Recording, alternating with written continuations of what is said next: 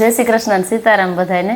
આજે અમારા ઘરના મહેમાન છે ને શાંતિબેન થયા કે આમ તો શાંતિબેનને મળવાનું હતું અને થોડી ઘણી વસ્તુ શાંતિબેનને જોઈને લીધી ને એ શાંતિબેનના ચેનલમાં ફૂલ વિડીયો આવી છે એ તમે જોઈજો।